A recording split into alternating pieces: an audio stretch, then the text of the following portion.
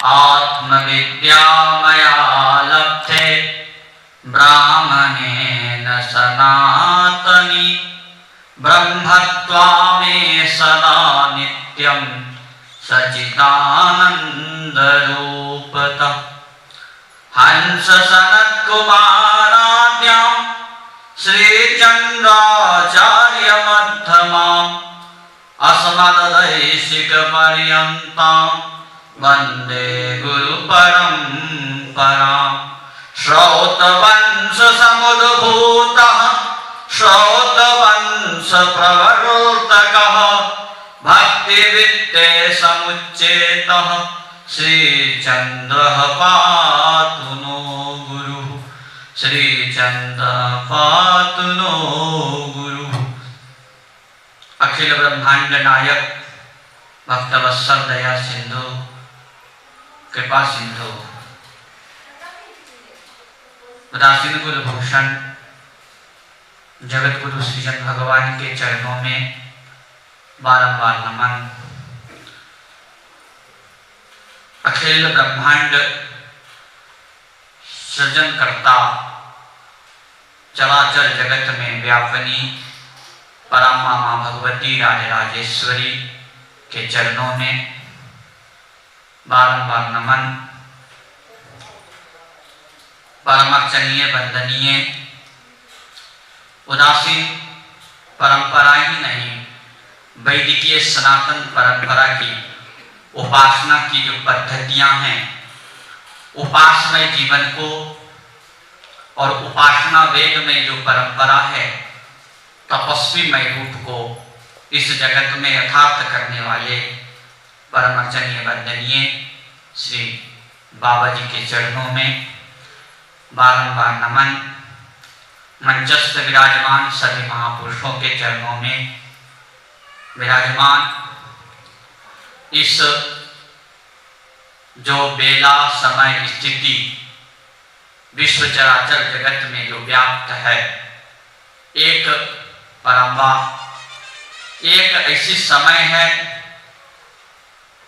इस महामारी के काल में भगवत प्राप्ति की जो उत्तम उपाय जो अभी पूर्ववर्ती वक्ताओं ने उन्होंने जो अपने महापुरुषों की इस कोरोना काल में बाबा जी की कृपा प्राप्त करने के लिए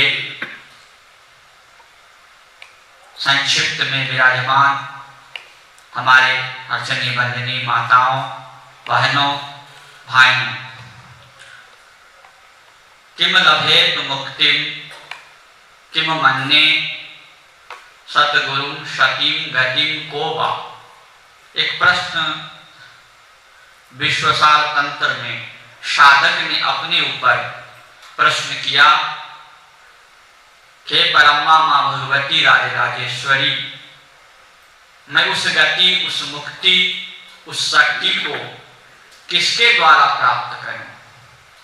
हमारे जो भक्त इस मंच के संचालक का मैंने आज जिज्ञासा किया कि गंगा, ज्ञानमय गंगा किस दिशा में प्रवाहित हो रहा है, तो उन्होंने एक कहा कि सुखदेव जी ने जो प्रश्न, राजा परीक्षित ने सुखदेव जी से जो प्रश्न किया कि म्रियमाणस्य पुरुषस्य किम उत्तमम उपाय।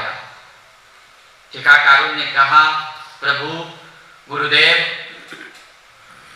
मरणासन पुरुष है, पुरुष कालो अवधि अवच्छिन्न न कालो अवस्थिता। न्यायिक उदयनाचार्य जी कहते हैं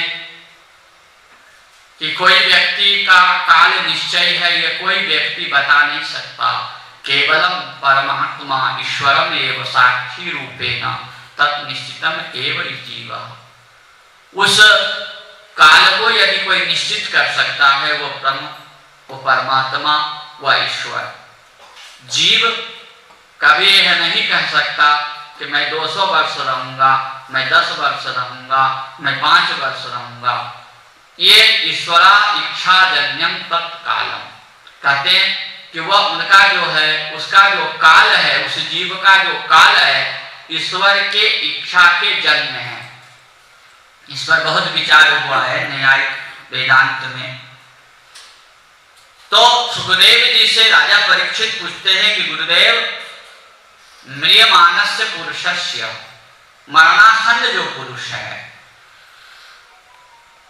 और यह शरीर का जो उद्देश्य है, शरीर धारण करने का जो उद्देश्य है, इसका उद्देश्य क्या है? उद्देश्य हर जीव को, हर मनुष्य को, देखिए भौतिक पदार्थ के द्वारा हम भौतिक पदार्थों के द्वारा अपने जीवन को जी सकते हैं, परंतु हमारी जो मन, अंतःकरण है, बुद्धि है, उसको जीने के लिए यदि हमारे जीवन में उपासना नहीं है, शास्त्र का अध्ययन नहीं है, तो हम जी नहीं पाएंगे।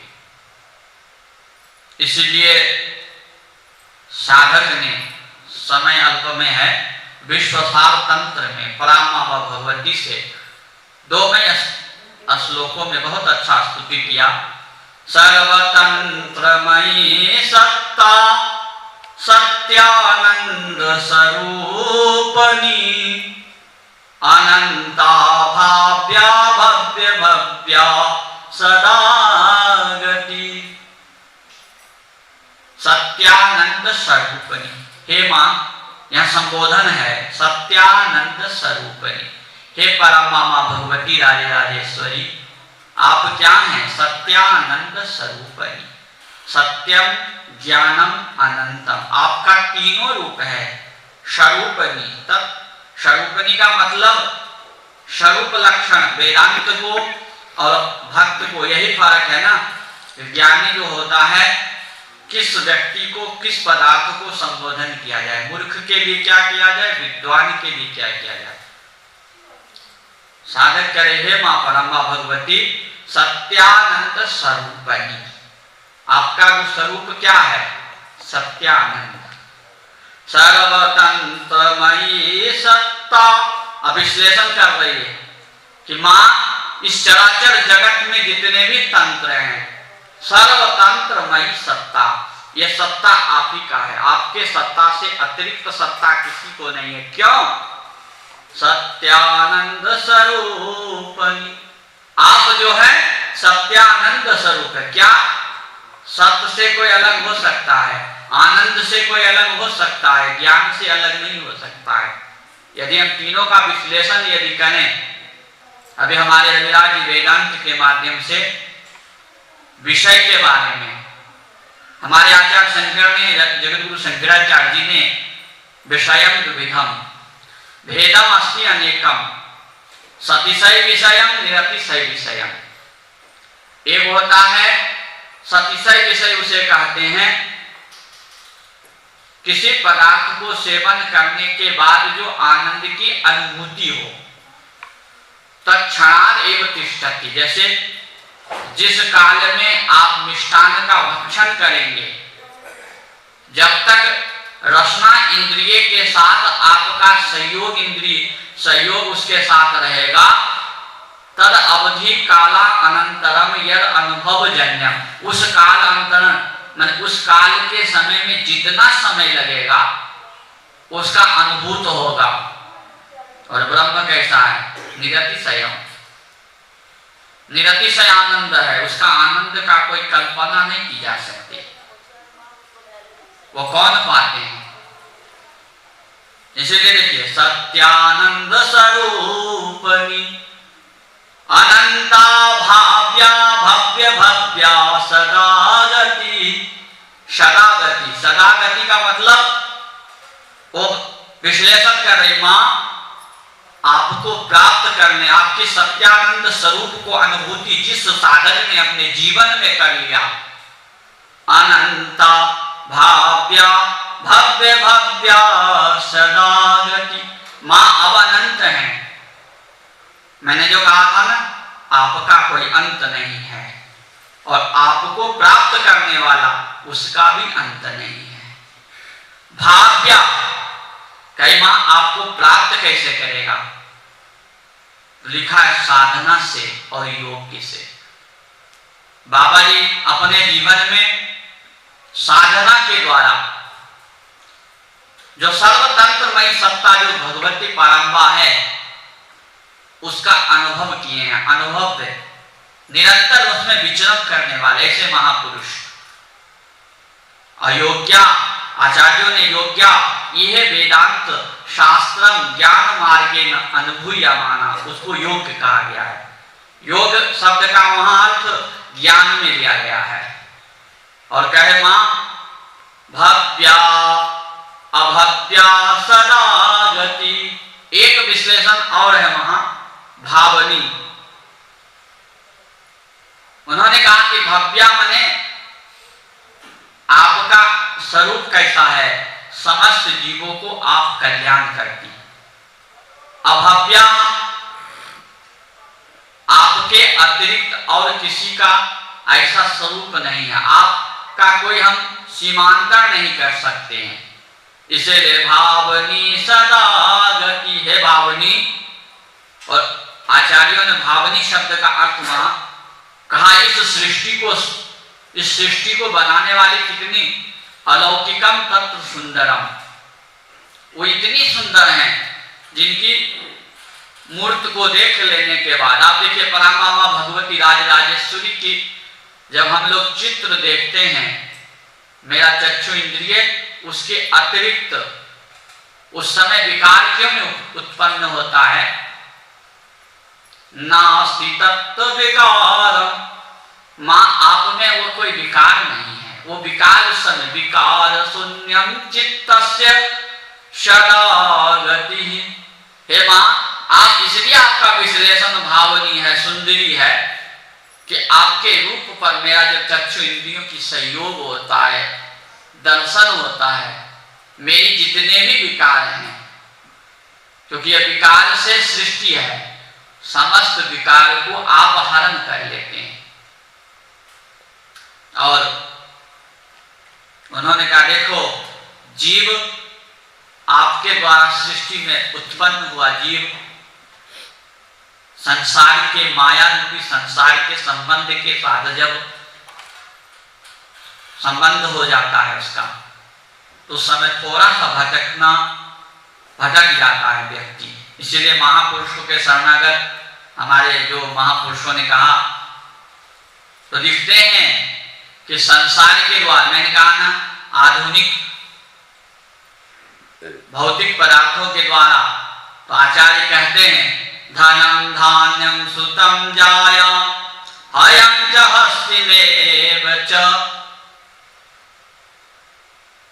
बता रहे हैं कि देखो धनम धान्यम सुतम जायाम हयम हस्तिमेव च, हयम माने घोड़ा, हस्तिनम संसार के अलौकिक जितने भी पदार्थ हैं, आपके पास धन है, आपके पास धन धान्य, जिसने कहते पोता पोतांतर, जो गृहस्थ परंपरा को निर्वाह करने वाले, उनके बेटे उनके बेटे उनके बेटे उनके बेटे सभी संपन्न हैं।